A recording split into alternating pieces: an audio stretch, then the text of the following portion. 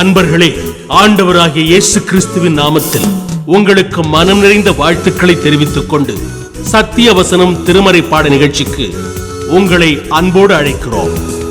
சத்திய வசனம், இது தேவனின் வசனம். நாம் சோர்ந்து போகையில் கரம் கொடுக்கும் நம் தேவனின் வசனம், நம் தேவனின் வசனம்.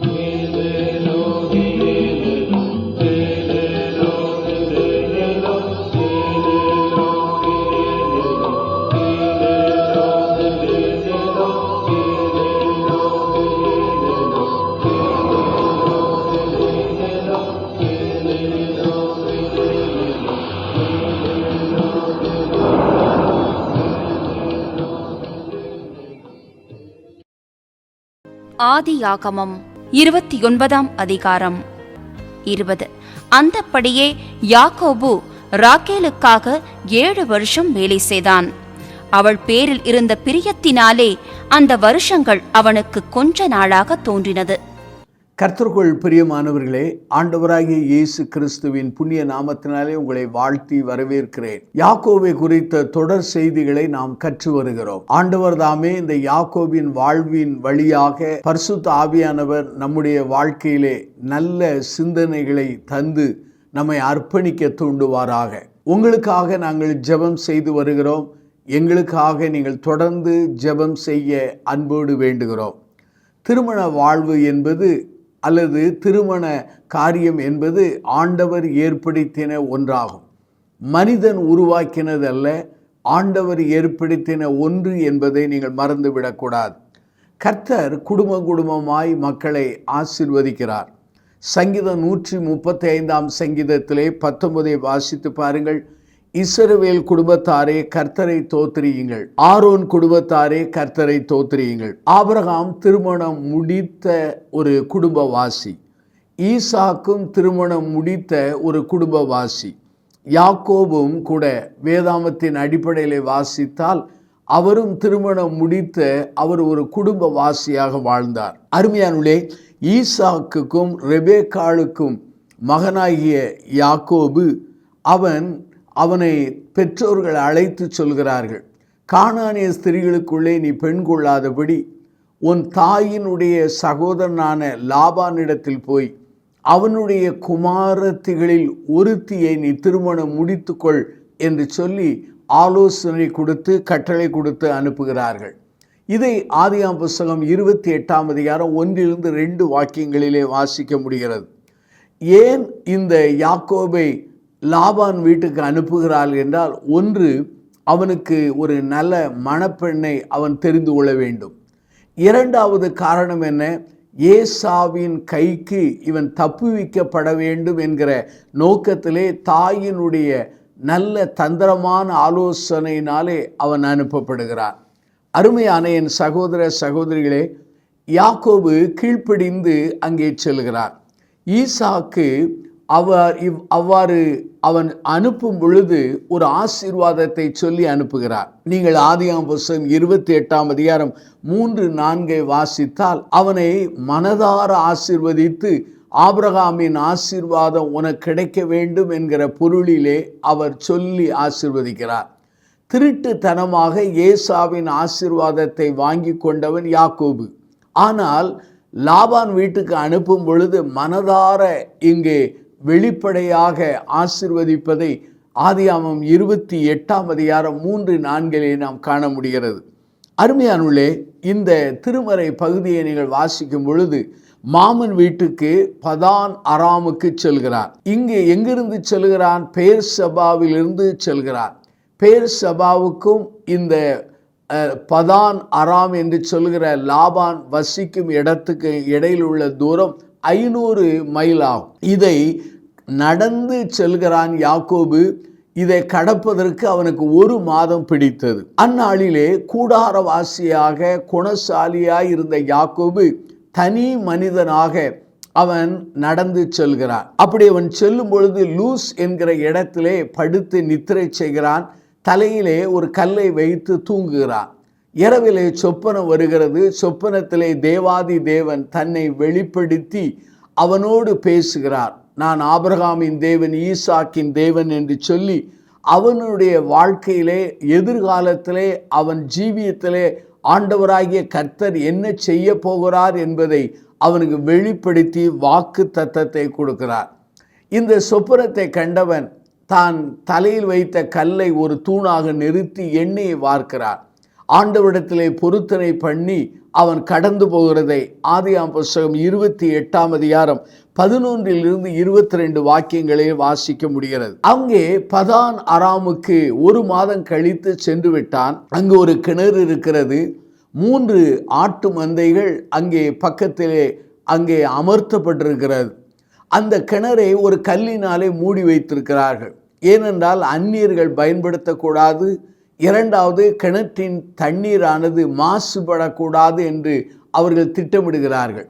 எல்லா மந்தையும் வந்த பிற்பாடு கல்லை எடுத்து மந்தைகளுக்கு அல்லது ஆடுகளுக்கு தண்ணீர் அவர்கள் காட்டுவார்கள். அப்பொழுது யாக்கோபு அவன் மேய்ப்பனாக இருந்தவன். அவன் சொல்கிறான், இது உண்மையாகவே இது சரியான நேரம் அல்ல, இன்னும் நேரம் இருக்கிறது. ஆகவே தண்ணீரை கொண்டு இந்த ஆடுகளுக்கு காட்டிவிட்டு இன்னும் மேய வைக்கலாமே என்று சொல்லி அவன் பேசுகிறான். அந்த சமயத்திலே லாபானை குறித்து விசாரிக்கிறான். சொல்லப்படுகிறது ராகேல் வருகிறாள். ஆகவே ராகேல் வந்தவுடனே அந்த கல்லை எடுத்து ஆடுகளுக்கு தண்ணீர் காட்டிவிட்டு அவளை அணைத்து முத்தமிட்டு அழுகிறான். தான் லாபானுடைய மருமகன் என்றும் ரெபேக்காளுடைய குமாரன் என்று சொன்னான். இந்த செய்தியை ராகேல் தன் தகப்பனிடத்திலே சொல்லுகிறாள். லாபான் வந்து இவனை அழைத்து சொல்கிறான். அப்போது சொல்கிறான், நீ என் எலும்பும் என் மாம்சத்தில் ஒருவன் என்று சொல்லி லாபான் அவனிடத்தில் பேசுகிறான். இந்த ஒரு மாதமும் இந்த யாக்கோபு பணி செய்கிறான். அப்பொழுதுதான் யாக்கோபை பார்த்து லாபான் கேட்கிறார், நீ மருமனாயிருந்தாலும் சும்மா எனக்காக வேலை செய்யலாமா? நீ என்னிடத்திலே சம்பளத்தை கேளு என்றான். உடனே இந்த யாக்கோபு சொல்கிறான். என்ன சொல்லுகிறான் தெரியுமா? உம்முடைய இளைய மகளாகிய ராகேலை நான் திருமணம் முடிக்க வேண்டும், அல்லது எனக்கு நீ தர வேண்டும். அதற்காக உம்மிடத்திலே 7 வருடங்கள் பணி செய்கிறேன் என்றார். ஏன் இந்த காரியத்தை சொன்னான்? பழைய பாரம்பரியம் என்னவென்றால், யூதர்களுக்குள்ளே ஒரு பாரம்பரியம் இருந்தது. ஒரு பெண்ணை அவர்கள் எடுக்க வேண்டும் என்றால் பொருட்களோடு ஐஸ்வர்யத்தோடு பெண் வீட்டுக்கு சென்று அந்த ஐஸ்வர்யத்தையும் பொருட்களை கொடுத்துவிட்டு பெண்ணை அழைத்து வருவார்கள். இதே போலத்தான் ஆபிரகாம் தன்னுடைய மூத்த வேலைக்காரனாய் எலிசேரிடத்திலே 10 ஒட்டங்களிலே பொருட்களை கொடுத்து அனுப்புகிறான். அவ்வாறு ஈசாக்குக்கு அங்கே பெண் கொள்ளப்பட்டது. ஆனால் இங்கு யாக்கோபு சொல்லும் பொழுது ஏசாவுக்கு பயந்து செல்கிறான். அவனிடத்திலே கொண்டு போக ஒன்றுமில்லை. ஆகவே தனி மனிதனாக சொல்கிறான். வேதத்திலே அவன் சொல்லும்போது சொல்கிறான், நான் வெறும் கையும் கோலுமாய் சென்றேன். ஆதியாம் 32ஆம் அதிகாரம் 10 அவன் சொல்கிறான். ஆகவே இந்த பெண்ணை கொள்ளுவதற்காக கொடுப்பதற்கு ஒன்றுமில்லை. 7 ஆண்டுகள் வேலை செய்கிறேன் என்றான். 7 ஆண்டுகள் வேலை செய்தான். அந்த ராகேல் மேலே அதிகமாய் பிரியம் வைத்ததினாலே அந்த நாட்கள் சொற்ப நாளாக காணப்பட்டது. 7 வருஷம் முடிந்தவுடனே அந்த ராகேலை எனக்கு தாருங்கள் என்றான். அப்போது விருந்து வைத்து அந்த ராகேலுக்கு பதிலாக லேயாளை அனுப்பிவிடுகிறான் இந்த அருமையான லாபான் என்கிற மாமன். அப்போதுதான் யாக்கோபு கேட்கிறார், ஏன் எனக்கு இப்படி செய்தீர்? நான் ராகேலுக்கு அல்லவா பணி செய்தேன் என்று சொல்லி அவனிடத்தில் பேசுகிறதை திருமறையிலே நாம் பார்க்க முடிகிறது. அருமையான என் சகோதர சகோதரிகளே, ஒருவர் மேலே நாம் பிரியம் வைத்தால் அவர்களுக்காக நாம் காத்திருக்கிற காலம் அல்லது அவர்களுக்காக நாம் உழைக்கிற உழைப்பின் தன்மையானது நமக்கு பாரமாய் இருக்காது, லெகுவாய் இருக்கும் என்பதை யாக்கோபு ராகேலுக்காக பணி செய்த அந்த 7 ஆண்டுகளை வைத்து நாம் புரிந்து கொள்ளலாம். அருமையானுள்ளே, இந்த திருமறை பகுதியை நாம் சிந்திக்க அழைக்கப்படுகிறோம். யாக்கோபு ராகேலுடைய திருமண வாழ்க்கை என்பது ஆண்டவர் ஆயத்தம் பண்ணின ஒரு திருமண வாழ்க்கை. இன்றைக்கு அநேகருக்கு மாதிரியாய் இருக்கக்கூடிய ஒரு திருமண வாழ்வாகும். இங்கே யாக்கோபு ராகேலுக்காக 7 ஆண்டுகள் காத்திருந்தான். அதே சமயத்தில் அதற்குரிய விலைக்கரையும் கொடுத்தான். அருமையானே, நம்முடைய வாழ்க்கையிலே திருமண காரியங்களை நீங்கள் சிந்தித்து பாருங்கள். இந்த நாட்களிலே திருமணமானது உண்மையாகவே குணத்தின் அடிப்படையில் அல்ல, பணத்தின் அடிப்படையிலே இன்றைக்கு அநேக திருமணங்கள் ஒழுங்கு பண்ணப்படுகிறது. அதனுடைய விளைவு என்ன? முறிந்து போன திருமண உறவுகளை குறித்து நாம் அறிந்திருக்கிறோம் அல்லது கேள்விப்படுகிறோம். பிரியமான சகோதரனே, சகோதரிகளே, உங்கள் திருமண வாழ்வுக்காக ஜெபிக்கிறீர்களா? உங்கள் திருமண வாழ்விலே தேவனுடைய ஆசீர்வாதமான ஆலோசனையை பெற்றுக்கொண்டிருக்கிறீர்களா? உங்களுடைய திருமண வாழ்வை குறித்து அல்லது வாழ்க்கையின் அந்த தேர்ந்தெடுப்பிலே தேவனுடைய ஆளுகைக்கு உங்களை ஒப்பு கொடுத்திருக்கிறீர்களா என்று சொல்லி உங்களுக்குள்ளே இந்த கேள்வியை கேட்க அழைக்கப்படுகிறீர்கள். அருமையானுள்ளே, இந்த திருமணம் என்பது ஒரு நிரந்தர ஆபரணம் என்று சொல்வார்கள். அதாவது நம்முடைய பெண்கள் கழுத்திலே பூட்டுகிற அதிகமான ஆபரணம் போல ஒரு மனிதன் தன் வாழ்விலே நிரந்தரமாய் அணிந்து கொள்கிற ஒரு ஆபரணம் தான் இந்த திருமணம். ஆனால் இன்றைக்கு அந்த திருமணமானது இன்றைக்கு உடைக்கப்படுகிறது, அது முறிக்கப்படுகிறதை அறியும் போது வேதனையாக இருக்கிறது. அருமையாலே இந்த இடத்திலே ராகேலுக்கு பதிலாக லேயாள் அங்கு அனுப்பப்படுகிறாள். காலையில் தான் இவன் கண்டு கொண்டான், இங்கே ராகேல் அல்ல லேயாள் என்று. ஆகவே மாமனிடத்திலே கேட்கிறான், நான் ராகேலுக்கு அல்லவா 7 ஆண்டுகள் வேலை செய்தேன், லேயாளை என கொடுத்தீரே என்று சொல்லும்போது லாபான் சொல்கிறான், இந்த ஊரின் வழக்கம் என்ன, மூத்தவள் இருக்கும்போது இளையவளை திருமணம் முடித்து கொடுப்பது வழக்கம் அல்ல, ஆகவே இதை செய்தேன் என்று. இந்த லாபான் தந்திரசாலி, வஞ்சகமான ஒரு மனிதன். ஒருவேளை மூத்த மகளுக்கு திருமணம் முடித்த பிற்பாடு நான் உனக்கு தருகிறேன் என்று சொல்லியிருக்கலாம். நல்ல ஒரு மருமகன். ஆகவே 2 பெண்களையும் அவனுக்கு திருமணம் செய்து வைக்க அவன் விரும்பினான். தமிழில் சொல்வார்கள், ஒரே கல்லிலே 2 மாங்காய் அடித்தது போல ஒரே திட்டத்திலே அவன் 2 பெண்களையும் திருமணம் முடித்து கொடுத்தான். ஆகவே அவன் சொல்லுகிறான், லேயாளுக்காக 7 நாட்களை நிறைவேற்றி விடு, நான் ராகேலின் தருகிறேன் தான். நீ ராகேலுக்காக 7 வருடங்கள் நீ வேலை செய்ய வேண்டும் என்று சொன்னான். யாக்கோபு பொறுமையோடு ஏற்றுக்கொள்கிறான். ராகேலுக்கு ஒரு அருமையான வேலைக்காரியை கொடுத்தான், லேயாளுக்கும் வேலைக்காரியை கொடுத்தான். ராகேலுடைய அழகை குறித்து சொல்லும் பொழுது அவள் ரூபவதியும் பார்ப்பதற்கு அவள் மிக அழகுள்ளவளாயிருந்தாள். ஆனால் லேயாளை பார்த்து சொல்லும் பொழுது அவள் உண்மையாகவே கூச்ச பார்வை உடையவளாய் இருந்தாள் என்று சொல்லப்பட்டது. ஆகவே ஒரு பெண்ணுக்காக போன அந்த மனிதனுக்கு 2 பெண்கள் கிடைக்கிறது. கொஞ்ச காலங்கழித்து பிள்ளை பேற்றினுடைய அந்த சூழ்நிலையினாலே இந்த அருமையான யாக்கோபுக்கு 2 4 மாறியது. வேலைக்காரிகளும் இவனுக்கு மனைவிகளாக மாறி குழந்தைகளை பெற்றுக்கொண்டார்கள். ஆகவே யாக்கோபு பெற்றுக்கொண்ட பிள்ளைகள் 12 + 1 13 பேர். 12 ஆண் பிள்ளைகள், 1 பெண், தீனாள் என்கிற பேராகும். இவன் விரும்பினது ராகேல், ஆனால் கொடுக்கப்பட்டது லேயாள்.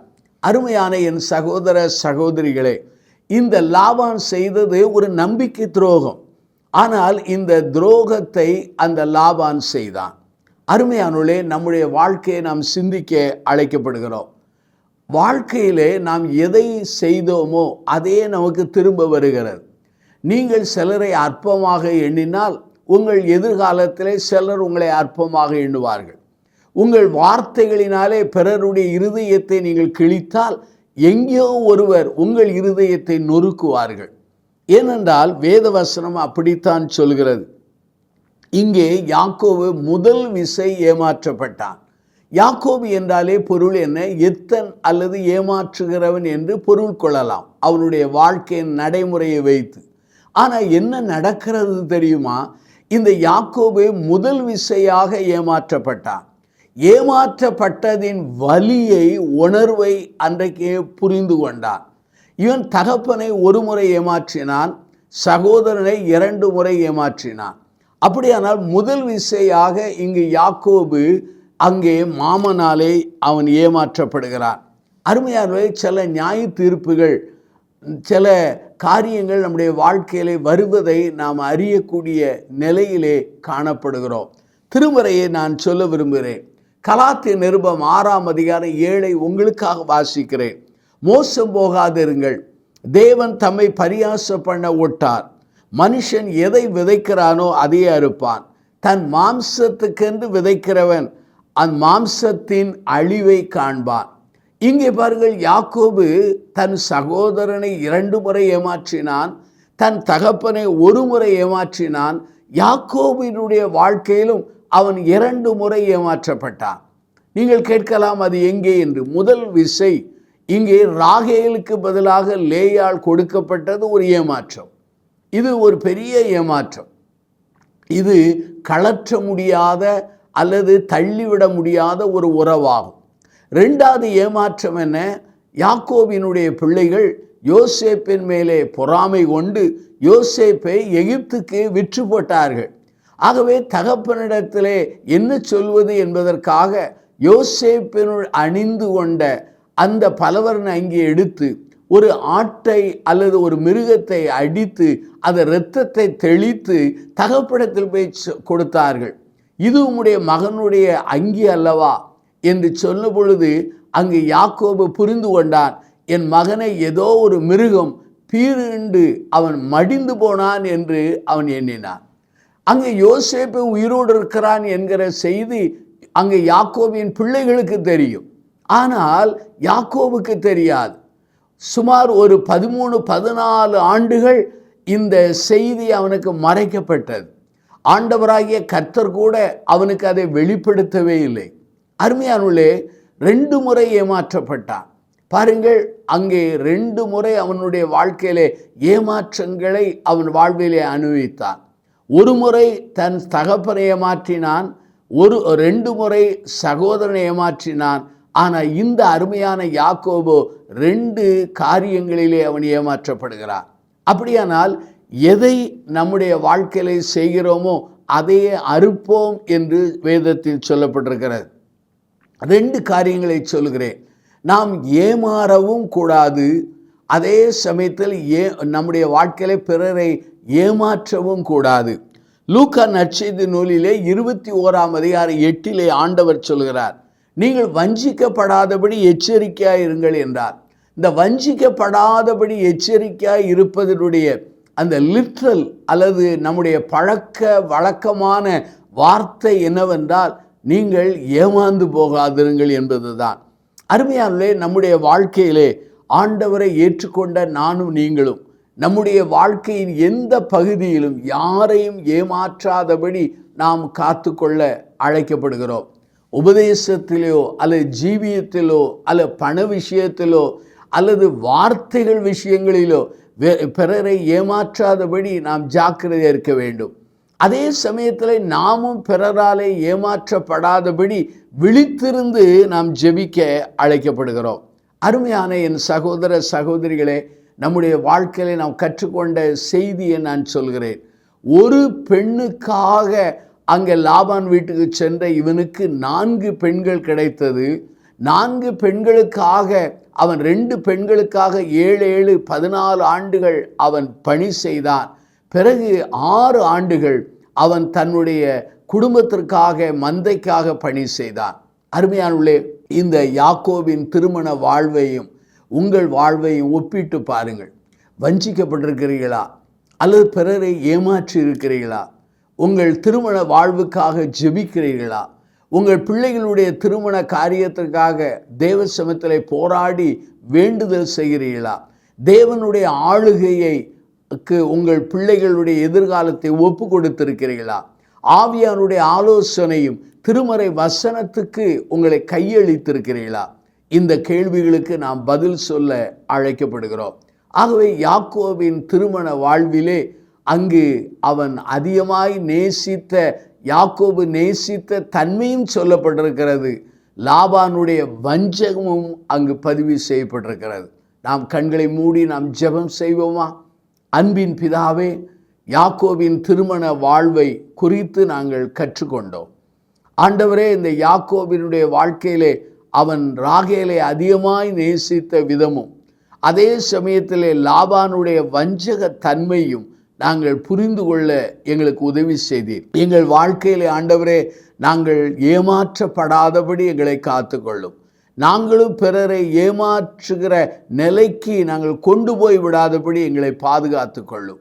இந்த செய்தியை கேட்ட அருமையான குடும்பத்தில் இருக்கிற அருமையான வாலிபர்கள், வாலிப தங்கைகள், அவர்களுடைய எதிர்கால திருமண வாழ்வுக்காக ஜெபிக்கிறோம். ஆண்டவருடைய ஆளுகைக்கு ஒப்பு கொடுக்கிறோம்.